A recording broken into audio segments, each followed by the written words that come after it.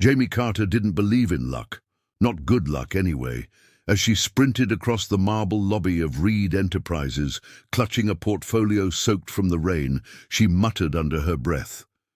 Her heels skidded slightly on the glossy floor, her heart pounding a frantic rhythm in her ears. This was her shot, the internship that could change her life. Missing it wasn't an option, but fate had other plans. The elevator doors were just about to close. "Hold it, please!" Jamie shouted, waving her arms like a castaway spotting a rescue ship. A hand hesitated by the button inside, a man's silhouette pausing. Jamie launched herself forward and crashed straight into him, sending his phone spinning out of his hand and both of them staggering back against the elevator walls.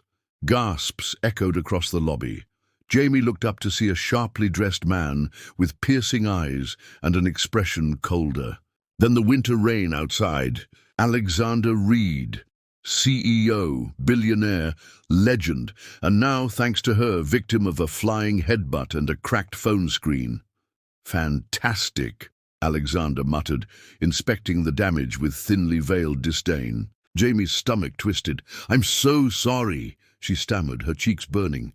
"Your phone, I can pay for it or fix it or—" Her words stumbled over each other, desperate and useless. Alexander's gaze sliced through her like a laser. "You can start," he said icily, "by stepping off my foot." Mortified, Jamie leapt back, nearly tripping again.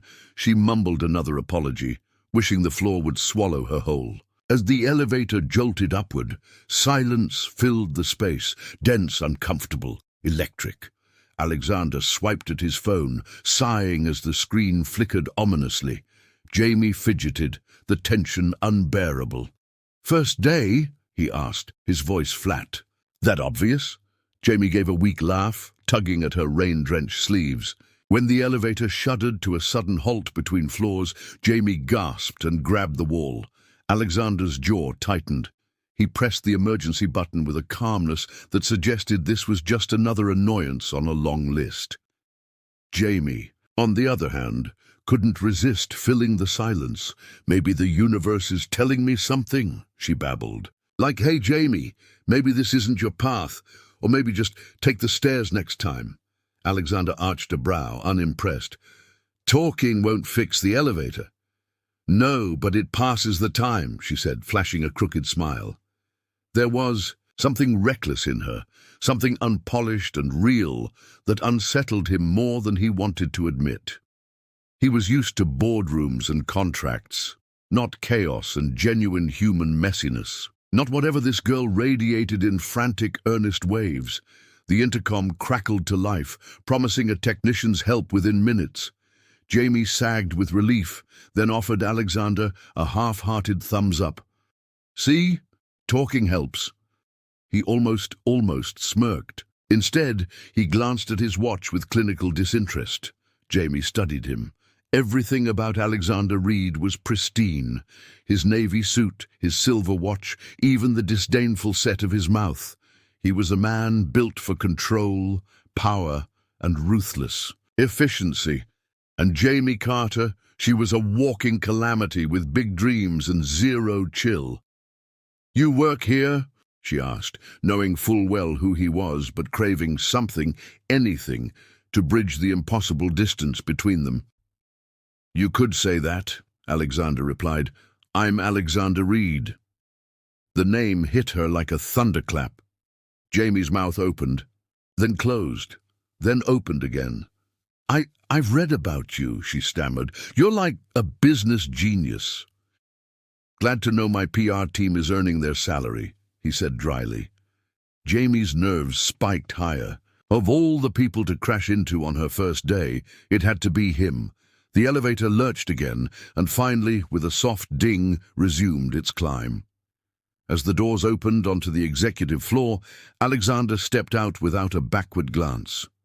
Jamie followed, her soaked heels squeaking awkwardly against the floor. An assistant greeted them at the reception with a bright, polished smile.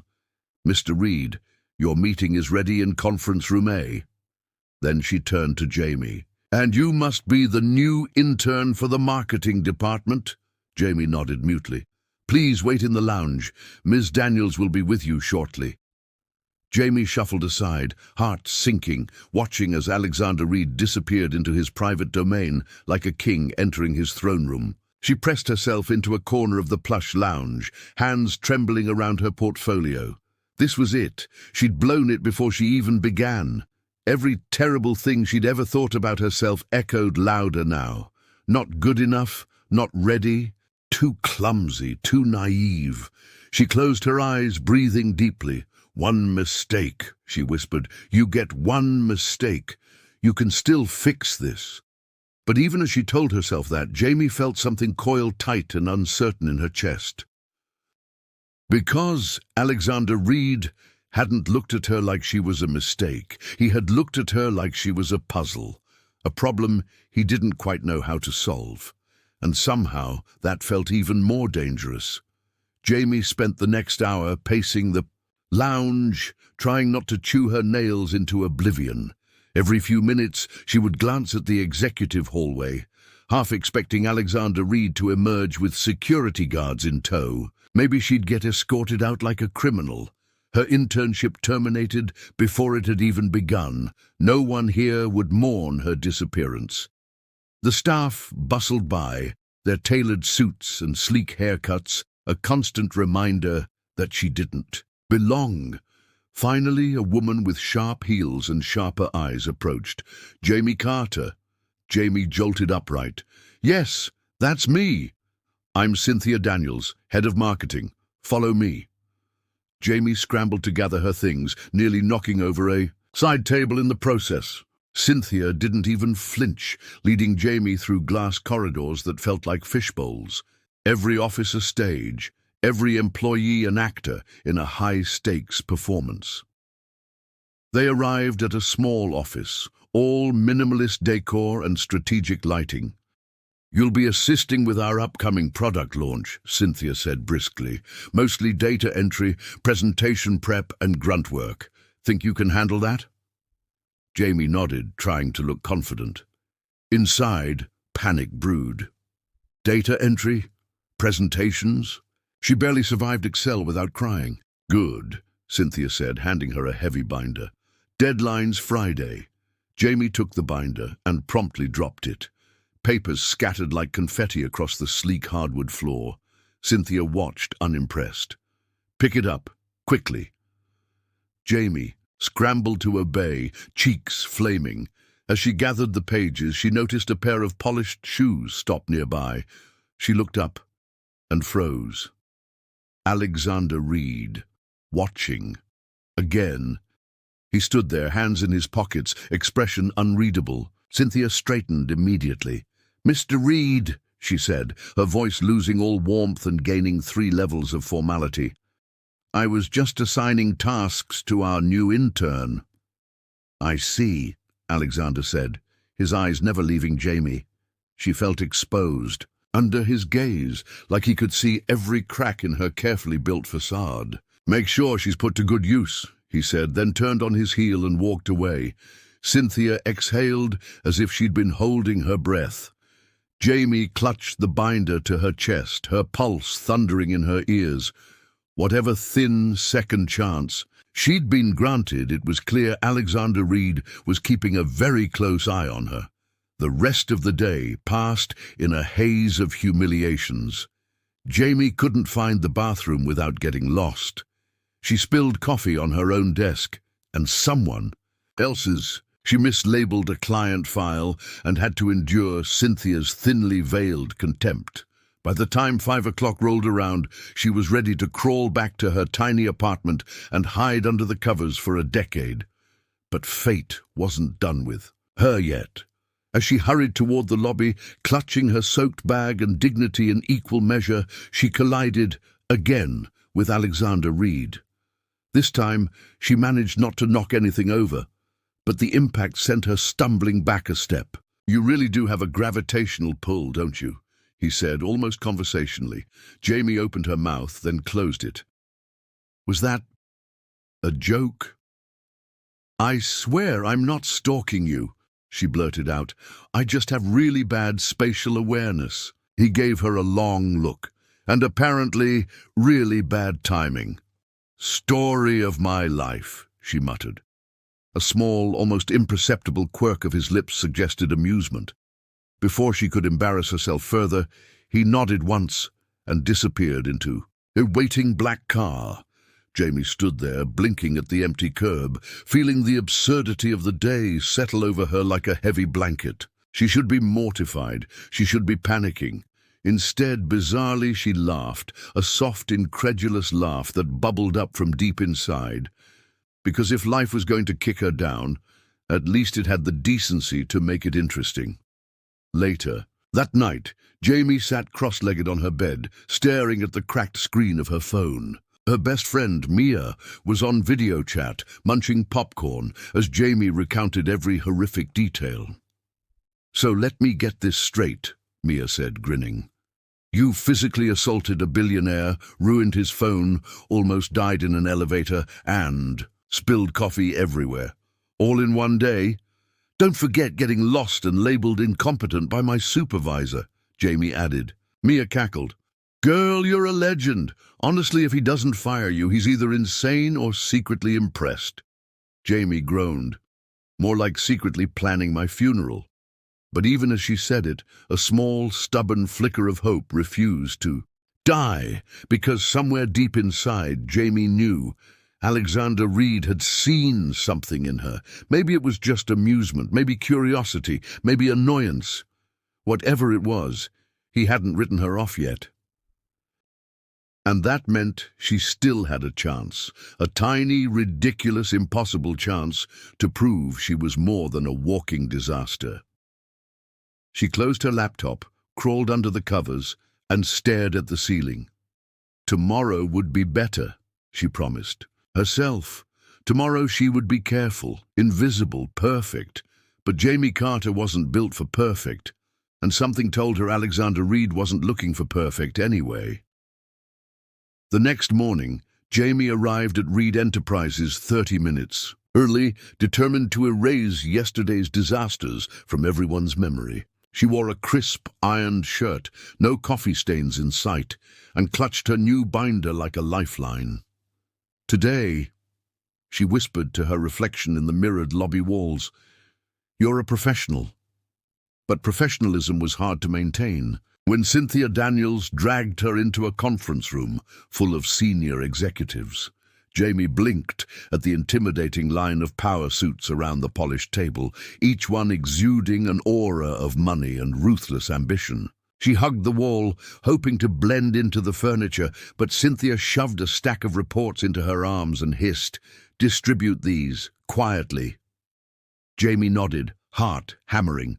She started moving around the table, slipping the reports into place. Halfway through, disaster struck again. Her heel caught on the carpet. She stumbled forward, sending the last few reports flying across the table and directly into Alexander Reed's lap. The room froze. Jamie froze. Alexander picked up a report from his lap, arching one devastating eyebrow as he met her horrified gaze. For one terrible heartbeat, Jamie thought he was about to unleash his legendary temper, but instead, he chuckled. A low, startled sound that vibrated in the air like a forbidden secret. The executives exchanged confused glances. No one had ever heard Alexander Reed laugh in a meeting, not once, not ever. Recovering quickly, he placed the report neatly on the table and said, "Miss Carter has an innovative distribution method. Very interactive." A ripple of restrained chuckles went through the room. Jamie wanted to sink through the floor. She gathered the remaining reports with shaking hands, muttering apologies, cheeks flaming. Cynthia looked like she wanted to strangle her. When she finally retreated to a chair in the back corner, she could feel Alexander's gaze lingering on her. Cool, assessing, almost amused. She stared at her lap, trying to breathe normally. Professional. "You're a professional, Jamie Carter, not a human catastrophe." The meeting droned on, filled with charts and projections that made Jamie's head spin. She tried to focus, but every time Alexander spoke, calm, commanding, ruthless, she found herself drawn to him. How could someone so polished also seem lonely? There was a sharpness to him, but also a weariness, like he was tired of winning battles no one else even knew he fought. Halfway through a presentation about expansion markets, Alexander posed a question to the room. Silence. The executives shifted uncomfortably, avoiding eye contact. Jamie knew she should stay quiet, stay invisible. But against her better judgment, she blurted out, "Maybe it's not about the new markets. Maybe it's about telling a better story in the old ones." Heads turned. Cynthia visibly paled. Alexander looked at her, one brow raised. "Elaborate," he said. Jamie swallowed hard. "Too late to back out now. You don't need more customers. You need deeper loyalty. Emotional investment. People don't follow brands. They follow narratives they believe in." A tense pause. Then, to her amazement, Alexander leaned back in his chair and nodded. "Interesting. Continue." She fumbled her way through a half-coherent explanation, heart racing. When she finished, the room was silent again, but this time not from awkwardness. From surprise, one of the executives even scribbled something into his notebook. Cynthia looked ready to faint. Alexander didn't smile, but something shifted in his eyes. Recognition, appraisal, a new calculation. The meeting resumed, but the dynamic had changed. Jamie wasn't invisible anymore. She had stepped into the light, and now she couldn't hide. When it finally ended, Jamie practically sprinted back to her desk, mortified by her own audacity. She collapsed into her chair, clutching her head. "What were you thinking?" she muttered. Mia's voice rang in her memory. "If he doesn't fire you, he's either insane or secretly impressed." Maybe, just maybe, it was a little of both. Hours later, as Jamie stayed late sorting files to make up for the earlier chaos, she heard footsteps approach. She looked up, and there he was, Alexander Reed, standing beside her cubicle, hands in his pockets, watching her with that same inscrutable expression. "You surprised me today," he said simply. Jamie blinked. I'm sorry." "Don't be." His lips quirked slightly.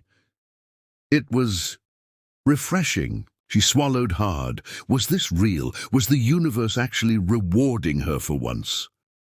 "I like people who think differently," Alexander continued, "even if they have trouble walking straight." A laugh burst from Jamie before she could stop it. "I'm a hazard to myself and others," she admitted. "Yet, somehow," he said, stepping closer, "you're still standing." And before she could reply, before she could even process what was happening, he turned and walked away, leaving Jamie alone, trembling, her heart doing cartwheels in her chest. For the first time, she realized, surviving Reed Enterprises wouldn't just be about staying invisible. It would be about daring to be seen. The office was a ghost town by the time Jamie realized how late it had gotten. She glanced at the clock and groaned. Nearly midnight. Most normal people had gone home hours. Ergo, only a few scattered lights remained on across the vast, open floor, casting long shadows against the glass walls. Her stomach rumbled. She hadn't eaten since breakfast. But she wasn't about to leave until she finished reorganizing the presentation files she had nearly ruined earlier. Dragging her aching body upright, Jamie carried a precarious stack of folders to the conference room. The silence was oppressive, broken only by the hum of the central air system. She hated how small she felt in this gleaming empire, an outsider, an imposter, but she couldn't leave. Not yet. Inside the conference room, she set the folders on the table and began to sort them, muttering under her breath. "Okay, marketing reports, sales analysis, where's the client proposals?" Her hands trembled from exhaustion, and she dropped a few papers onto the floor. "Of course," she whispered bitterly, "because why not?" She knelt to pick them up, and heard the door click open behind her. Jamie's heart lurched into her throat. She scrambled to her feet, spinning around, and froze. Alexander Reed stood there, his jacket slung over one shoulder, his tie loosened, sleeves rolled to his forearms. He looked human, tired, and, somehow, even more dangerous like that. "You're still here," he said, voice low. "I could say the same about you," Jamie replied, trying for humor, but hearing the edge of nerves in her own voice. Alexander stepped inside, letting the door close behind him with a soft thud. He leaned casually against the wall, watching her with an unreadable expression. "Why are you really here, Jamie Carter?" His use of her full name sent a shiver down her spine. She bit her lip, then shrugged, trying to prove I'm not a total screw-up. Her honesty startled even herself. Alexander studied her for a long moment, as if weighing invisible scales. "You're harder to categorize than most people," he said finally. "That's either a strength or a liability. I haven't decided which." Jamie crossed her arms, feeling bold. "Maybe it's both. Maybe being messy and unpredictable is what the world actually needs." She didn't know where the courage was coming from. Maybe the exhaustion, maybe the absurdity of everything. But she didn't back down. A faint smile ghosted across Alexander's face. It wasn't the polished, PR-approved smile she had seen. In magazines, it was raw, real, dangerous. "You remind me of someone I used to know," he said softly. "Someone I lost a long time ago." The words hit Jamie like a punch. She wanted to ask, who? How? But something in his expression warned her not to push. Instead, she said the only thing that felt right. "Maybe that's not such a bad thing." Alexander's eyes darkened. Not with anger, but something heavier, sadder. Before either of them could say anything else, a stack of files slipped off the conference table and hit the floor with a loud thud. Jamie jumped, startled. Alexander chuckled, an honest, warm sound that shocked her to her core. He crossed the room in 2 long strides and knelt to help her gather the papers. Their hands brushed. Electricity shot through Jamie's entire body. They froze. Alexander's fingers closed slowly around the edge of a file, not moving. His eyes lifted to hers, steady, intense, unreadable. For a second, the world narrowed to just the two of them in that cavernous, empty office, kneeling on the floor, surrounded by scattered papers and unfinished dreams.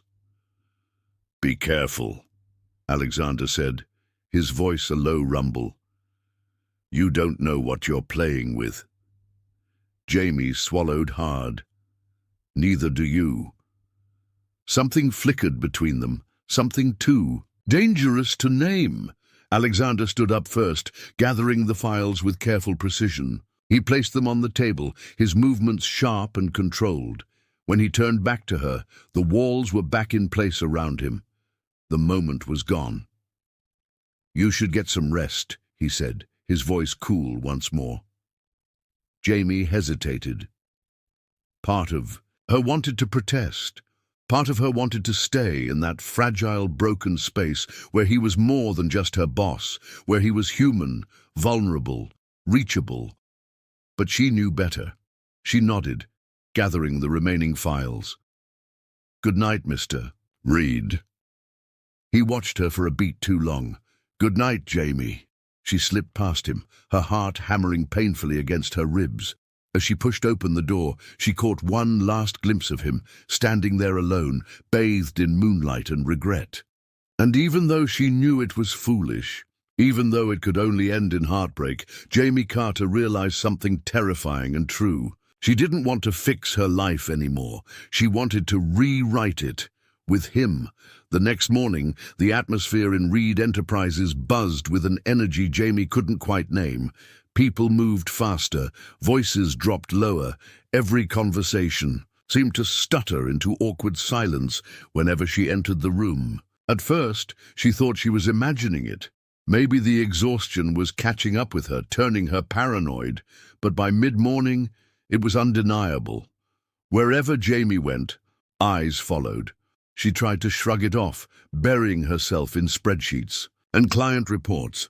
She couldn't afford to let herself get distracted. Yet no matter how hard she focused, the whispers slithered through the office like smoke she couldn't escape. "That's her," someone murmured near the copier. "Did you hear?" another voice whispered by the coffee machine. "Mr. Reed stayed late again last night, and she was there." Jamie gritted her teeth and kept typing. She hadn't done anything wrong. Nothing had happened. Not really. But gossip didn't care about facts. Gossip had its own hunger, and it was feasting now. By lunch, she couldn't take it anymore. She grabbed her salad and retreated to an empty meeting room, shutting the door behind her. She sat in the corner, stabbing her lettuce like it had personally offended her. Mia's text popped up on her phone. "Day 2 of surviving corporate Shark Tank. How's it going?" Jamie snorted. "It's like being on a reality show, but the prize is getting fired." Before she could wallow further, a soft knock sounded at the door. Jamie stiffened. "Come in," she called, praying it wasn't Cynthia coming to yell at her. It wasn't. It was Marcus Patel, a mid-level manager from HR. He poked his head in, offering an awkward smile. "Hey, mind if I join you?" Jamie blinked.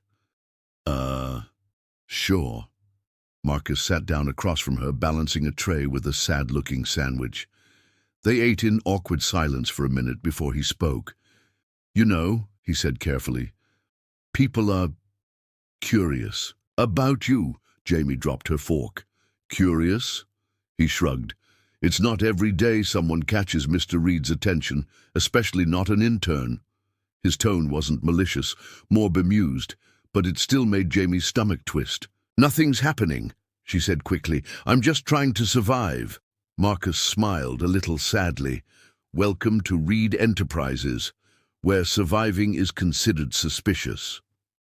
Jamie forced a laugh, but it tasted bitter. After lunch, she threw herself even harder into her work, desperate to drown out the noise.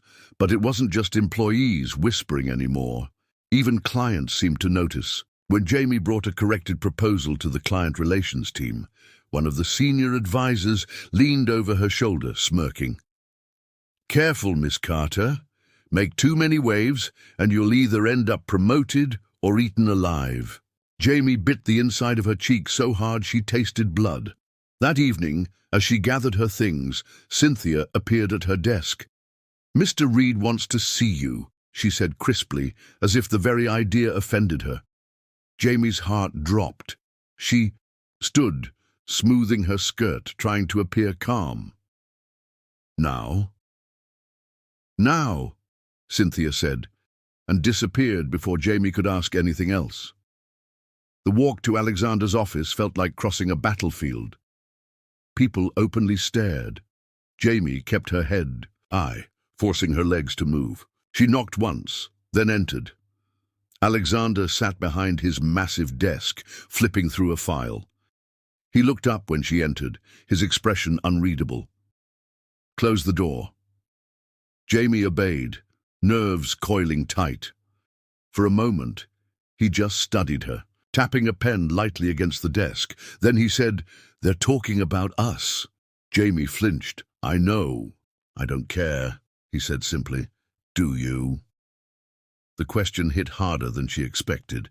Jamie opened her mouth, then closed it. She didn't know how to answer. Part of her wanted to scream, "Of course I care. My whole career is on the line." Another part, deeper, darker, whispered, "No. What scares you isn't the gossip, it's how much of it feels true." Finally, she said, "I just don't want to give them ammunition." Alexander's lips twitched, almost a smile. "Then don't." He leaned back, considering her. "But you should know something, Jamie Carter." She swallowed. "What?"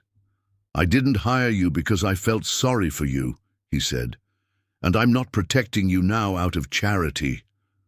Her heart thudded painfully. "Then why?" Alexander tilted his head, his gaze burning through her.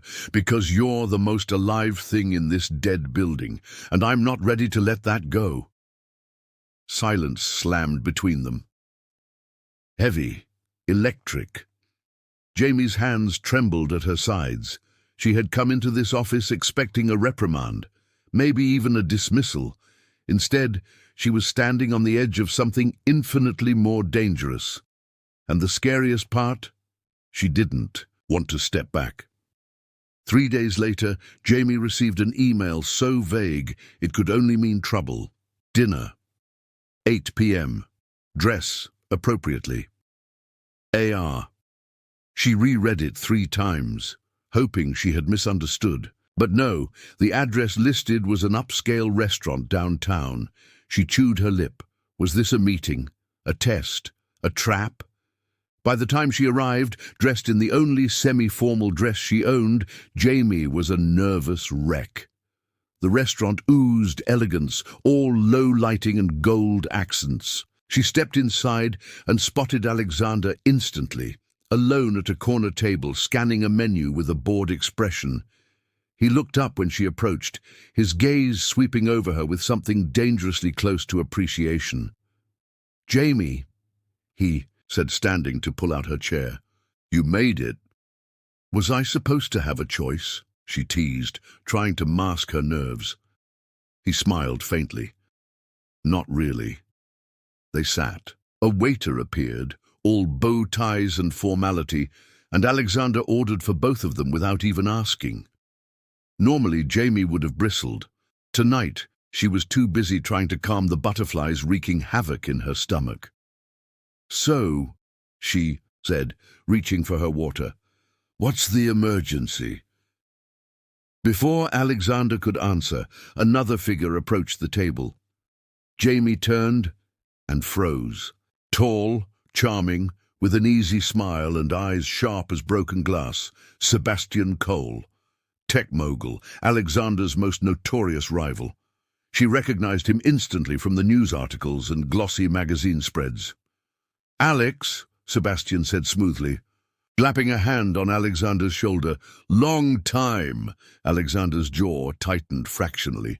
Sebastian turned his attention to Jamie, and his smile sharpened.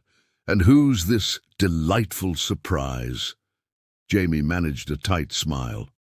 "Jamie Carter, marketing intern." Sebastian chuckled. "Intern? Alex, you're slipping. Usually your dinner companions come with a few more zeros attached." Alexander's face remained impassive. "She's not here for your entertainment, Sebastian." Jamie stiffened at the possessiveness in his tone, and the way Sebastian's smile widened, sensing weakness. Sebastian slid into a spare chair without invitation. "Relax, I'm just being friendly." He turned to Jamie, lowering his voice conspiratorially. "You must be something special to get a personal invite from Reed. He's famously allergic to human connection." Jamie forced a laugh, sensing the trap. "Maybe he's just desperate for entertainment." Alexander's lips twitched, but he said nothing. The evening descended into verbal warfare masked by polite conversation. Sebastian needled. Alexander parried. Through it all, Jamie sat frozen, feeling like a pawn caught between 2 grandmasters. At one point, Sebastian leaned closer to her and said in a low voice, "If you ever get tired of being underestimated here, give me a call. I know talent when I see it." Jamie blinked, stunned. She opened her mouth to respond, but Alexander's hand closed lightly over hers under the table. Not tight, not possessive, just a reminder, a choice. She pulled her hand back gently but deliberately, looked Sebastian dead in the eye. "Thanks," she said lightly, "but I'm exactly where I want to be." Sebastian's smile thinned. "Your loss," he said, standing up and tossing a bill onto the table. "Pleasure meeting you, Jamie." Alexander didn't watch him go. His gaze was on her, heavy, searching. "You didn't have to stay," he said after a moment. "I wanted to," Jamie answered quietly. For the first time that night, Alexander smiled, a real smile, small and tired and devastatingly human. Dinner ended soon after, and they stepped into the crisp night air together. The city hummed around them, but their little bubble of silence felt louder. "You shouldn't trust him," Alexander said finally. "I don't," Jamie said, pulling her coat tighter around her shoulders. Alexander hesitated. Then, in a voice so low she almost missed it, he added, "You shouldn't trust me either." Jamie turned to him, heart pounding. "Why not?" He gave her a look so raw it made her breath catch. "Because I'm not the man you think I am." For a moment, neither of them moved. Then Alexander turned and walked away, leaving Jamie standing there alone under the streetlights, shivering. Not from the cold, but from the terrifying, thrilling certainty that this was only the beginning. The next morning, Jamie arrived at her desk to find a plain envelope waiting for her. No name, no logo, just her initials scrawled across the front in sharp black ink. She looked around, but the office buzzed on as usual. No one paying her any special attention, no one acting suspicious. Her heart thudded painfully as she opened the envelope. Inside was a card. No signature, no company letterhead, just a simple message typed in cold, clinical font. "Lunch, 1 p.m. Valente Cafe. I have an offer you should hear." Jamie didn't have to wonder who sent it. She knew. Sebastian Cole. For a few minutes, she sat frozen, staring at the card. 1,000 alarms blared in her head. She should tell Alexander, she should ignore it, she should burn it maybe. But curiosity was a stubborn thing, and pride even more so. At exactly 12:45 p.m., she slipped out of the office unnoticed and caught a cab downtown. Valente Cafe was small and chic, the kind of place that served coffee so expensive it probably required a credit check. Sebastian sat at a corner table, casual as ever, sipping an espresso and reading something on his phone. When he spotted her, he grinned like they were old friends. "Jamie," he said, standing, "glad you came." She sat across from him stiffly, crossing her arms. "I have 15 minutes. Sebastian chuckled, unfazed. "I'll be quick. I want you to come work for me." Jamie blinked. "What?" "You heard me," Sebastian said, sliding a sleek folder across the table.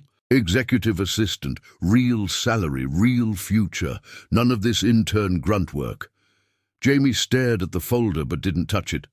"Why?" Sebastian leaned forward, his smile sharpening. "Because you're wasted where you are. Reed doesn't see your value." "I do." Jamie forced herself to laugh. "You don't even know me." "I know enough," Sebastian said smoothly. "I know you're smart, brave, unpredictable, exactly the kind of person I need on my team." Jamie swallowed hard. "And this has nothing to do with Alexander, right?" Sebastian's smile didn't falter, but his eyes hardened slightly. "Let's just say, I like winning." Jamie's skin prickled with unease. This wasn't about her. It never had been. She was a pawn.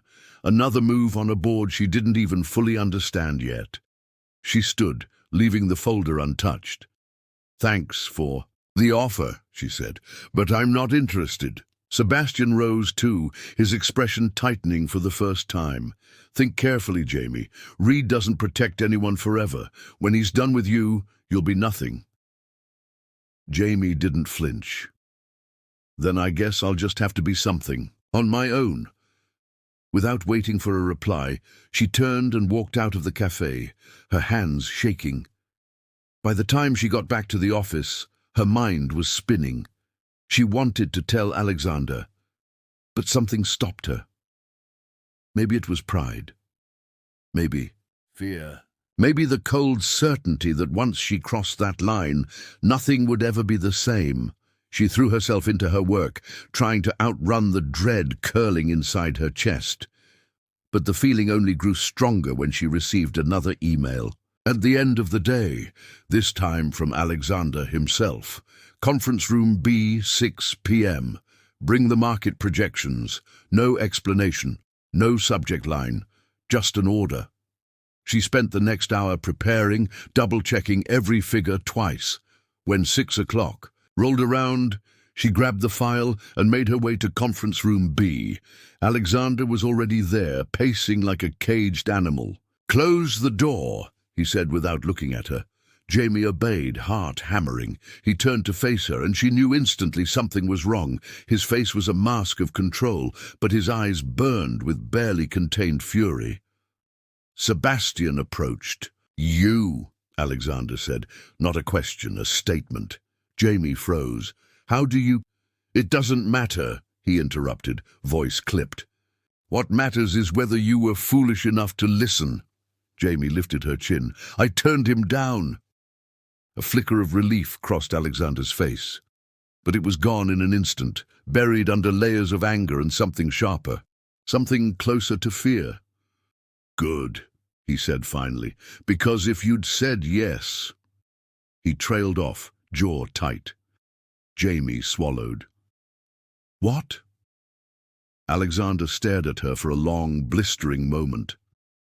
"Because then I would have had to fight for you," he said, voice low, "and I don't fight fair."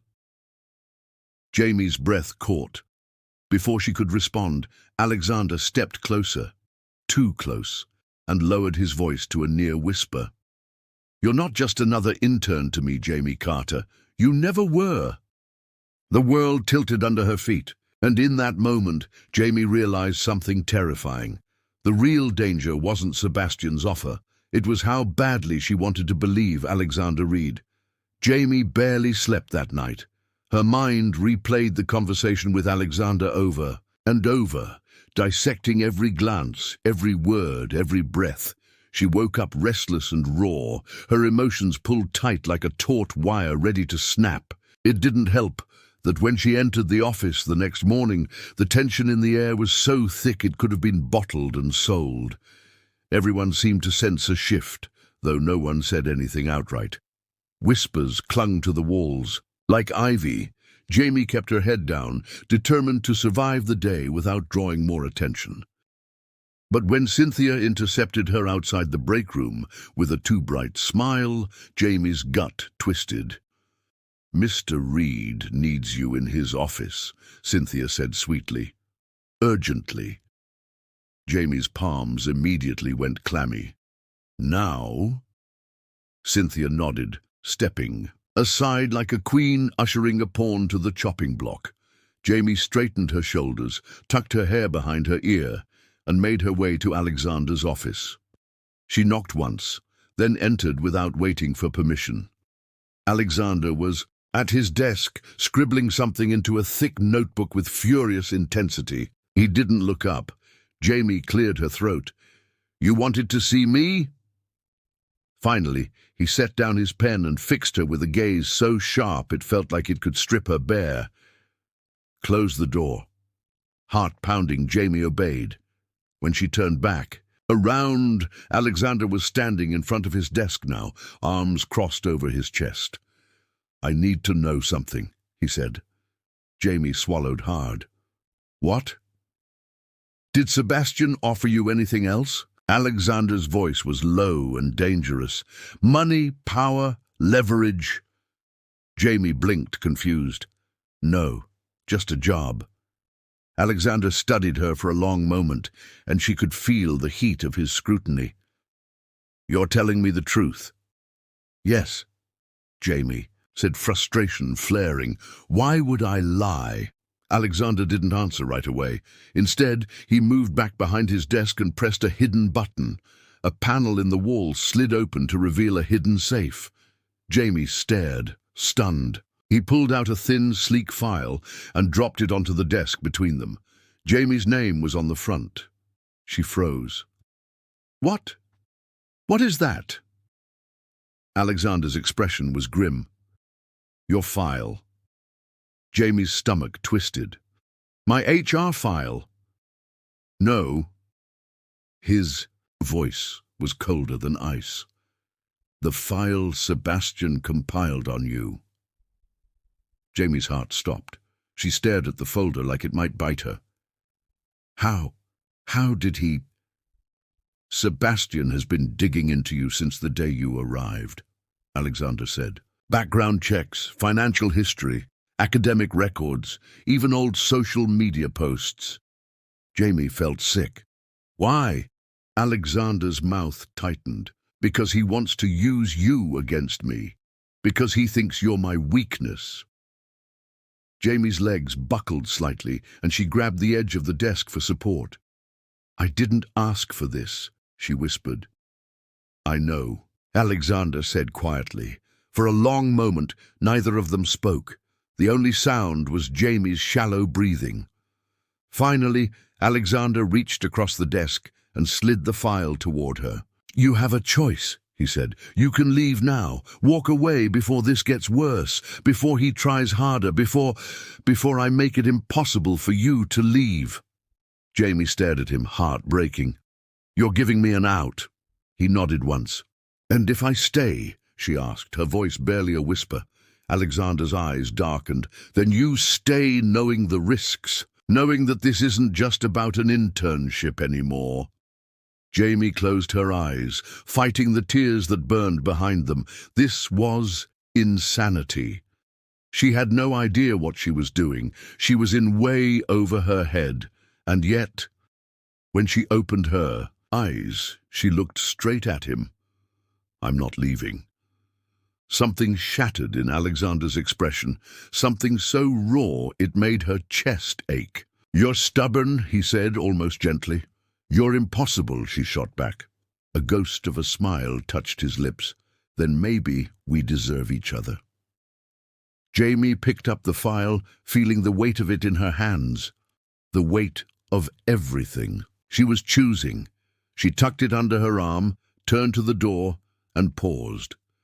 Whatever Sebastian thinks, she said without looking back, he's wrong. Then she walked out, leaving Alexander Reed standing alone in his glass castle, watching her go with something dangerously close to hope flickering in his eyes. But as Jamie disappeared down the hallway, neither of them noticed the shadow lurking around the corner, watching, waiting, planning the next move. The invitation arrived on Jamie's desk at exactly 10:10 a.m., nestled between quarterly reports and a half-eaten granola bar she hadn't touched since breakfast. Heavy cream cardstock, gold lettering, formal, intimidating. It smelled faintly of power and old money. The Reed Foundation Gala, Friday, 7 p.m., formal attire required. At the bottom, in Alexander's unmistakable scrawl, you're coming with me. Jamie stared at it for a long time, her mind a riot of conflicting emotions. This wasn't a casual dinner or a tense business meeting. This was public. This was dangerous. By the time Friday night rolled around, Jamie was a mess of nerves wrapped. In a blue silk dress she could barely afford. She stood outside the grand ballroom of the Astoria Hotel, staring at the golden doors like they might bite her. Then she felt him. Alexander appeared at her side without a sound, dressed in a black tuxedo that made him look even more untouchable than usual. His hair was perfect, his expression unreadable. But when he turned to look at her, really look at her, something softened in his eyes. You clean up well, he said, voice low. Jamie swallowed hard. You're not so bad yourself. A ghost of a smile touched his lips, and then he offered his arm. Jamie hesitated just for a second, then slipped her hand through the crook of his elbow. Together they stepped into the lion's den. The ballroom was a swirl of glittering dresses and expensive champagne. Chandeliers dripped from the ceiling like frozen waterfalls. Waiters glided between guests like practiced dancers. And everywhere were eyes. Jamie felt them land on her like invisible darts. Alexander, of course, was unfazed. He moved through the crowd like a king surveying his kingdom, nodding here, shaking hands there. Jamie stayed close, acutely aware of every whisper, every lingering glance. Who is she? An intern, I heard. She must be something special. Jamie fought the urge to shrink into herself.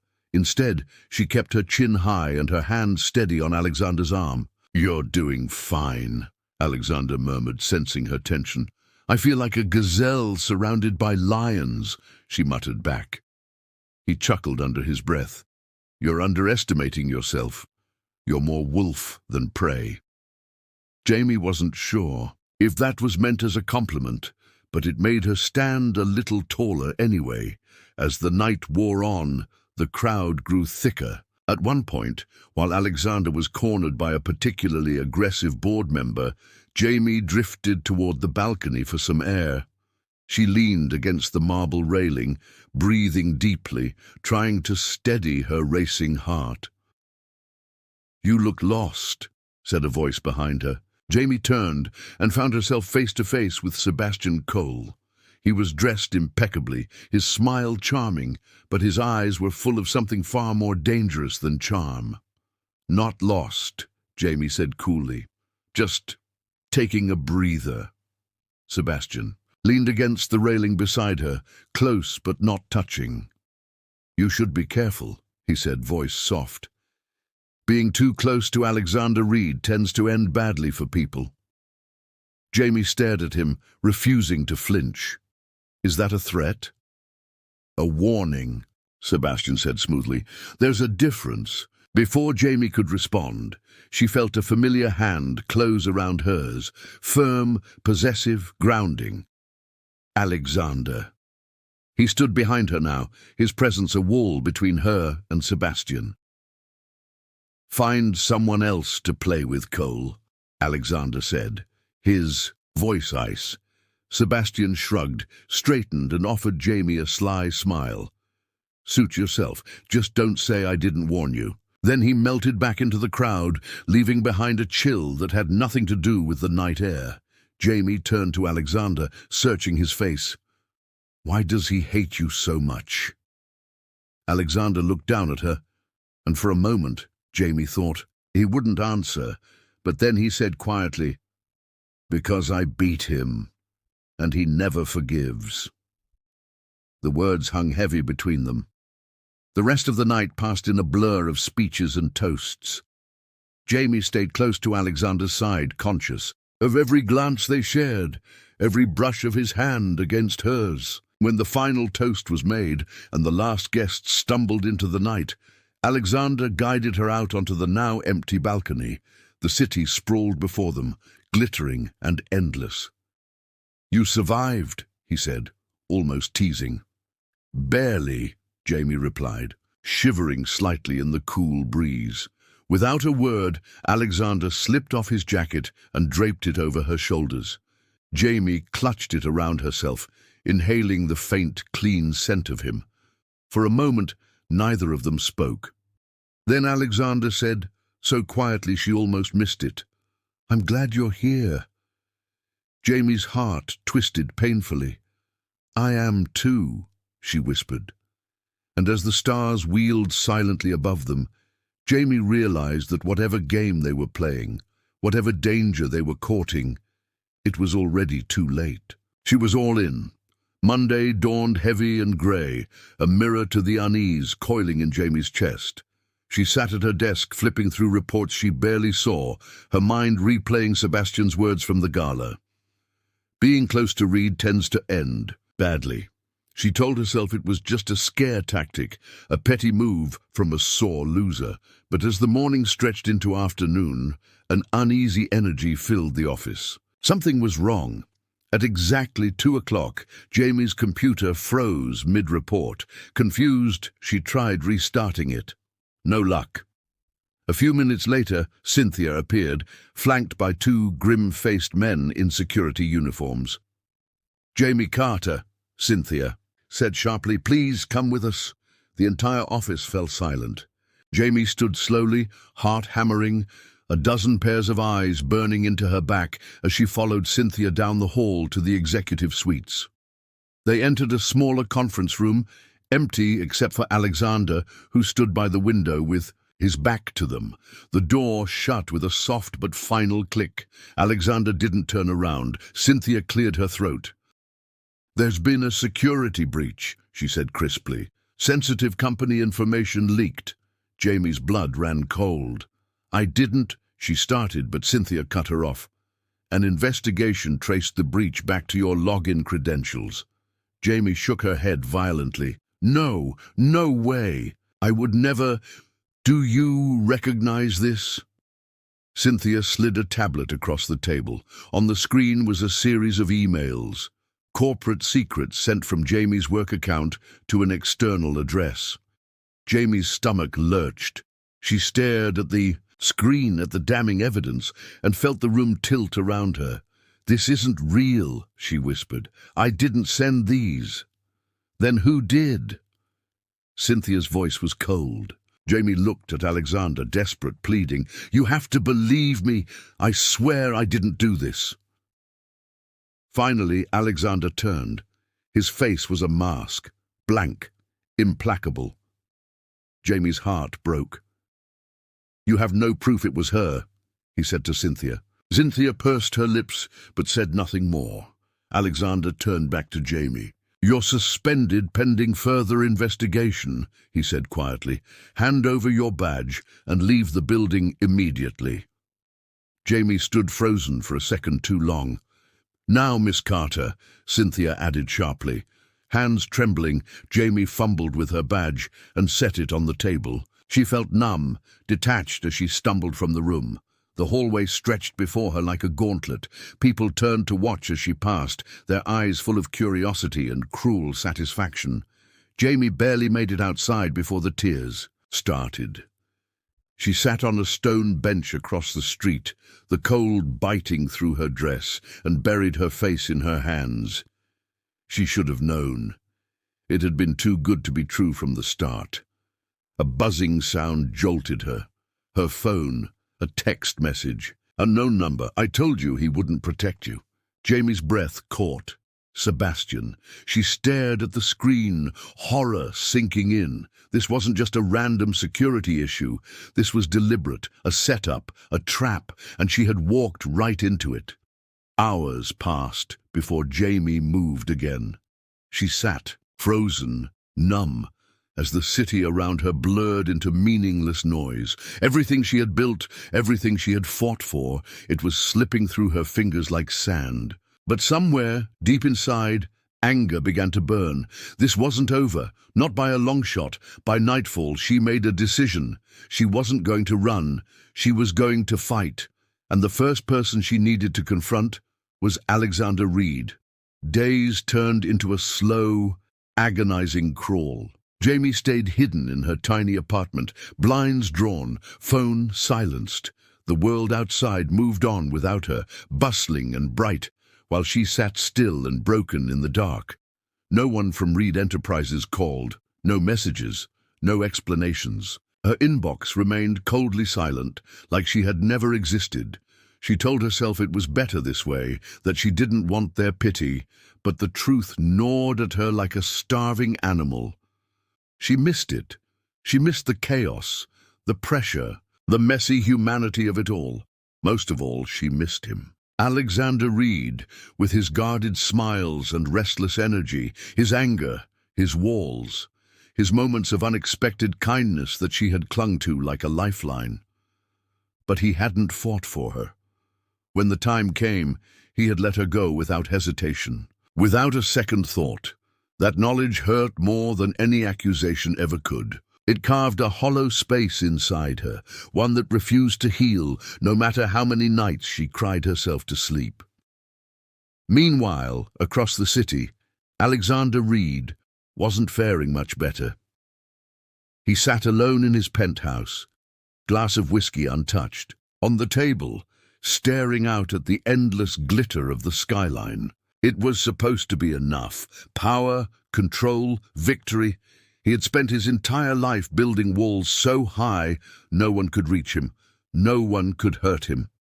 And yet Jamie Carter had scaled them without even trying. He thought about her constantly, the fire in her eyes when she fought back, the tremble in her voice when she swore she hadn't betrayed him. He had seen it, hadn't he? The truth, written plain across her face. But he hadn't acted. He had been a coward. Sebastian's trap had worked, not because Jamie was weak, but because he was. Because when push came to shove, Alexander had chosen self-preservation over faith. And now he was left with nothing but the echo of her absence, and the bitter taste of regret. The board wanted to move on, to bury the scandal quietly. New protocols were being implemented. Public statements were crafted. Damage control was in full swing, but none of it mattered. The real damage couldn't be repaired with policies and press releases. It was carved into the marrow of him now. Across town, Jamie forced herself to move. Slowly, painfully, she dragged herself out of bed and back into the world. She updated her resume. She sent out applications. She accepted interviews she didn't want, sat through fake smiles and false hopes, and forced herself to keep breathing. She bought herself cheap coffee at a dingy corner shop and scoured job boards late into the night, because surviving was the only option. Still, sometimes she caught herself pausing in front of glossy buildings, wondering if he was inside, wondering if he ever thought about her at all, wondering if he regretted it, even for a second. In truth, Alexander thought about her every damn second. He found himself opening his office door, expecting to see her sitting there, pen tapping against her, notebook, brow furrowed in fierce concentration. He heard echoes of her laughter in empty hallways. He hated himself for missing her, and yet he couldn't bring himself to pick up the phone. Pride, fear, shame. They built new walls faster than even Jamie could tear them down. One night, alone, in his office, Alexander found himself staring at her file again, the one Sebastian had compiled. He read every page, every fabricated accusation, every manufactured lie, and he realized, with bone-deep certainty, that Jamie had been telling the truth all along. The knowledge hit him like a fist to the gut. He had failed her.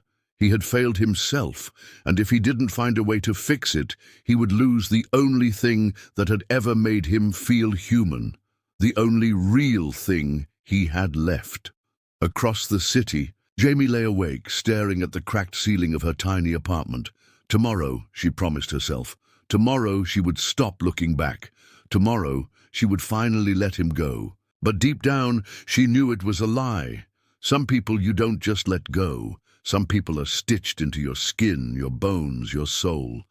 And Alexander Reed was one of them. Alexander Reed wasn't used to second-guessing himself. It was bad. For business, bad for survival, bad for everything he had built with blood, sweat, and ruthless ambition.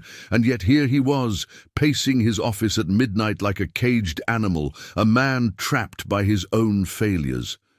The truth gnawed at him. Relentless and ugly, Jamie Carter was innocent. He had proof now, real proof, not just gut instinct, but hard, irrefutable evidence. His private security team had finally finished a deep forensic investigation, something he should have ordered from the beginning instead of reacting out of fear. The login breaches had been traced to a ghost account created by an inside collaborator. The digital fingerprints didn't match Jamie's. They matched someone from the tech department, someone Sebastian Cole had bribed months ago. Jamie had been clean the whole time, blameless, and he had thrown her to the wolves anyway. Alexander slammed his fist against the glass window, the pain sharp and strangely satisfying. He deserved it. He deserved worse. He stared out over the city, lights glittering like distant stars, and felt a surge of something raw and unfamiliar clawing inside his chest. This wasn't just about clearing Jamie's name. It wasn't even about guilt. It was about her. It had always been about her. Without her, everything was colder, smaller, pointless. And if he didn't act now, if he didn't fix this, he would lose her forever. He grabbed his phone, fingers flying. First, he issued a memo clearing Jamie of all wrongdoing, to be released to every department at dawn. Then, he called a press conference, where he would publicly take responsibility for the breach and acknowledge the wrongful accusation. But that wasn't enough, not nearly enough. Jamie deserved more than a memo. She deserved an apology, a real one, face to face. And he intended to deliver it. Jamie sat in a dingy cafe 2 neighborhoods away, nursing a stale cup of coffee. She couldn't afford She was filling out another job application when her phone buzzed. At first, she ignored it. Another scam call, probably. But when it buzzed again and again, curiosity got the better of her. 3 missed calls, all from unknown numbers. And then a text. Please come.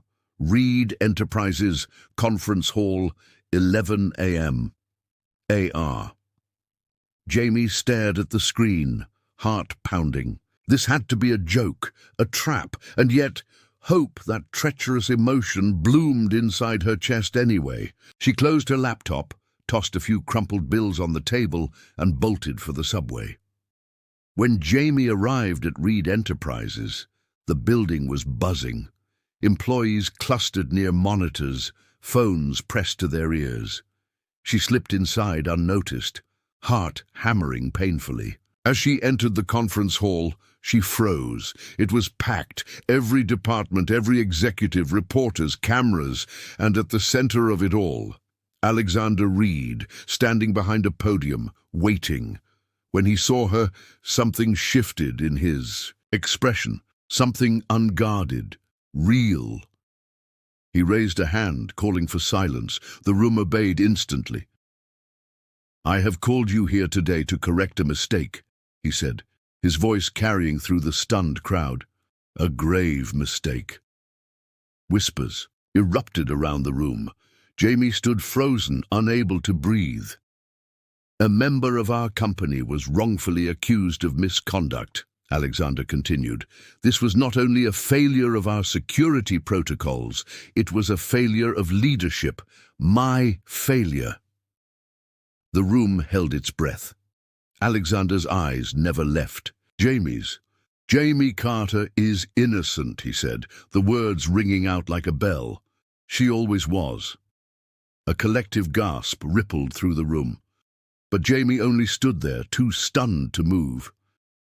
"And to her," Alexander said, voice thickening, "I offer not just an apology. I offer a promise.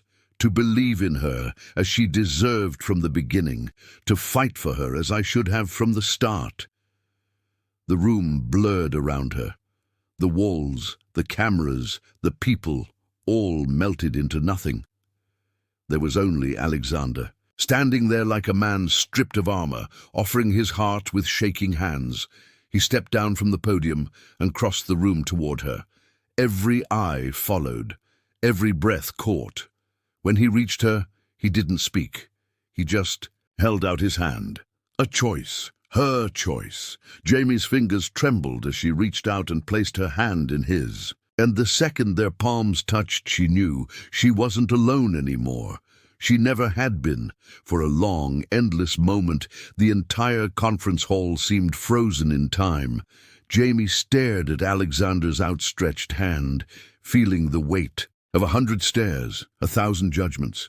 The lights overhead blurred, the noise faded, and all that remained was the raw, vulnerable truth etched into his face. He wasn't the invincible titan she had once feared. Not here, not now. He was just a man, flawed, wounded, trying. Jamie's fingers curled into her palm, hesitation tightening her chest. Forgiveness wasn't supposed to be this hard. But trust, once broken, didn't heal on command. "You don't have to," Alexander said softly, so only she could hear. His hand lowered slightly, an unspoken acceptance of whatever choice she made. That broke her more than anything, the fact that he wouldn't force her, the fact that he would let her walk away if she needed to. Tears burned at the back of her throat. She hated him. She needed him. She didn't know how to survive. Either way, slowly, painfully, she drew a shaky breath. "You should have believed me," she said, voice barely audible. A muscle flickered in Alexander's jaw.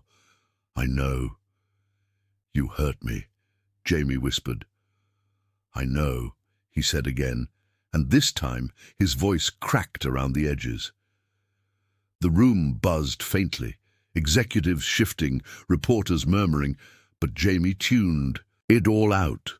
There was only this moment, only this choice, and maybe she was reckless, maybe she was foolish, but Jamie Carter had never played it safe, not with her dreams, not with her heart. Tentatively, she reached out and took his hand. The instant their fingers entwined, the room erupted. Applause thundered through the hall, half shock, half something like awe.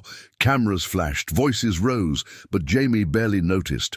Alexander squeezed her hand once, grounding her, anchoring her to this impossible, beautiful moment.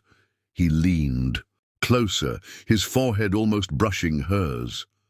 "I'm not asking for everything," he murmured, "just a chance to try." Jamie closed her eyes, letting the words wrap around her like a fragile shield. A chance, not a promise, not a guarantee, just a beginning. She opened her eyes and nodded once, small, imperfect, but enough. Alexander exhaled shakily, the tension bleeding out of his frame. For the first time, he looked lighter. Not less powerful, but less burdened. He turned, facing the stunned crowd. Still holding Jamie's hand, he spoke into the microphone once more. "This company was built on strength," he said, "but real strength isn't about domination. It's about loyalty, it's about trust. And today, I was reminded of that by someone braver than all of us combined." He paused, squeezing Jamie's hand gently. "I intend to honor that lesson." The applause that followed was less explosive this time. It was slower, steadier, real. Jamie stood beside him, trembling slightly, her heart racing 1,000 beats per second. But somehow in his shadow, she found her own strength. She wasn't the broken intern anymore. She wasn't the girl who had stumbled through lobby floors and boardrooms and scandals. She was something new, forged in fire, stronger than before. As Alexander stepped down from the podium, pulling her with him into the sea of flashing cameras and curious eyes, Jamie realized something vital. Forgiveness wasn't weakness. It was defiance. It was choosing hope when anger would be easier. It was daring to believe that some people could change, and that maybe, just maybe, she could too. And for the first time in a long time, she let herself believe that healing wasn't just possible. It was already happening, right here, right now, in the most unlikely place, with the most unlikely man. The crowd eventually dispersed, leaving behind only faint echoes of footsteps and the occasional flash of a dying camera battery. Jamie and Alexander stood alone in the now empty conference hall, the heavy silence stretching between them like a taut wire. She could feel the weight of everything unspoken pressing down, demanding to be faced. Alexander broke the silence first. "Walk with me?" he asked, voice low. Jamie hesitated, then nodded. They exited through the back, into a quiet courtyard, lit by golden lamplight. The night air was cool and crisp, carrying the scent of autumn leaves and distant rain. For a while, they simply walked side by side, saying nothing, the gravel crunching softly beneath their feet. Finally, Jamie spoke. "I don't know if I can ever trust you the way I did before." Alexander's step faltered, but he didn't stop. "I don't expect you to," he said quietly. "I don't deserve it." Jamie swallowed the lump in her throat. "But I want to," she whispered. He turned to her then, his expression stripped bare. No armor, no defenses, just a man who had been broken and was trying to piece himself back together. "I'll spend as long as it takes earning it," he said, "if you'll let me." Jamie searched his face, looking for any sign of deceit, any shadow of the ruthless CEO she had once feared. But all she found was sincerity and fear, real fear. Not of losing an empire, of losing her. "I don't know what this is," she admitted, voice trembling. Us." "Neither do I," Alexander said, a small self-deprecating smile tugging at his mouth. "But I know it's real." Jamie let out a shaky laugh. Two broken people trying to build something real. Sounds like a terrible idea. "Maybe," he said, stepping closer, the distance between them shrinking to almost nothing. "Or maybe it's the only kind of real that matters." She looked up at him, heart hammering wildly. There were still so many unanswered questions. So much pain that wouldn't just vanish overnight. But underneath it all, there was also hope, fragile, stubborn, refusing to die. Jamie took a deep breath. "If we do this," she said, "we do it on my terms." Alexander nodded immediately. "Anything." "No lies," she said firmly. "No half-truths. No protecting me by hiding things. I want all of it. The good, the bad, the messy." "You'll have it," Alexander promised. "And in return," she continued, "you have to let me fight for you too. You don't get to protect me like I'm some fragile thing you can't trust with the truth." A flicker of something, pride, maybe, crossed Alexander's face. "Deal," he said, extending his hand solemnly. Jamie stared at it for a moment. Then slowly, she laced her fingers through his. A silent agreement, a leap of faith. They stood like that for a long time, holding on, not just to each other, but to the fragile possibility of something new. Something neither of them had ever had before. Finally, Alexander broke the moment with a soft, almost teasing smile. "You know," he said, "when you first crashed into me in that elevator, I thought you were the most dangerous person I'd ever met." Jamie laughed, the sound surprising them both with its lightness. "Turns out," she said, "you weren't wrong." He laughed too, a real, unguarded laugh that echoed off the courtyard walls and wrapped around her like a warm blanket. In that moment, under the city lights and the broken promises of the past, Jamie realized something simple and terrifying. She didn't need perfect. She didn't need safe. She needed this. This messy, complicated, breathtaking chance at something real, and she wasn't going to let it slip away. Not this time. 2 weeks later, the air inside Reed Enterprises felt lighter, different. Whispers still trailed after Jamie when she walked through the glass corridors, but they were no longer sharp with suspicion or mockery. Now they carried something closer, to awe. She had survived the scandal. She had been vindicated. And somehow, impossibly, she had won the heart of the untouchable Alexander Reed. Not that it was easy. Trust didn't rebuild itself overnight. There were hard conversations, late-night arguments, moments when old fears reared their ugly heads. But Jamie had made a choice, and she fought for it every single day.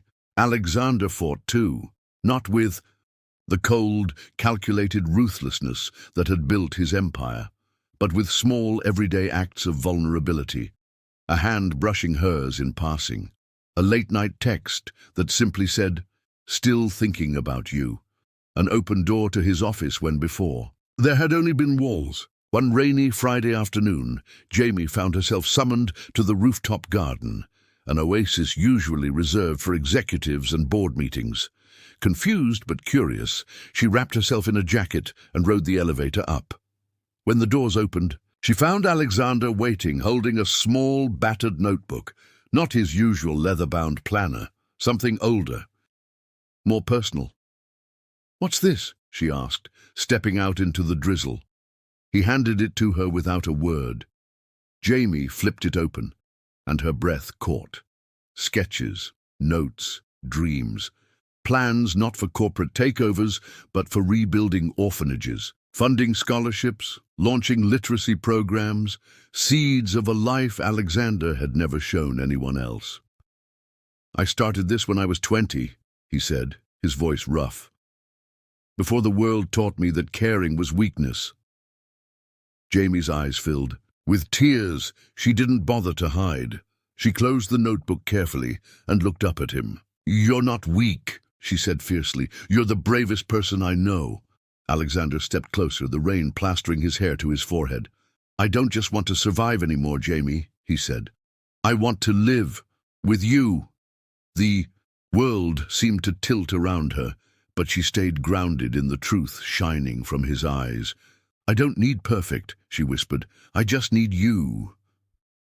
Alexander smiled, a real, blinding, breathtaking smile, and pulled a small velvet box from his pocket. Jamie gasped, heart stuttering, but when he opened it, there wasn't a ring inside. There was a key. "A new apartment," he said, his voice thick with emotion. A new life, if you want it, if you want us. Jamie laughed through her tears, reckless and radiant. Of course I want it, you idiot, she said, throwing her arms around his neck. He caught her easily, lifting her off her feet as she kissed him under the grey sky, the city spinning away into nothingness. Somewhere deep inside, she knew there would be battles ahead. Old scars, new fears, but she also knew something stronger. Love wasn't about avoiding the fall, it was about choosing to leap anyway. And with Alexander Reed by her side, Jamie Carter leapt with both feet and never looked back. As the rain poured down and the world blurred into shimmering silver, their laughter echoed across the rooftop, wild, imperfect, and heartbreakingly real. Their story wasn't perfect. It wasn't polished. It wasn't safe. It was better. It was theirs. Wow, what a story, right? I'd love to hear what you thought. Drop a comment, rate it from 1 to 10, and tell me where you're watching from. And hey, don't forget to subscribe and check out the other stories we have on the channel. There's so much more waiting for you.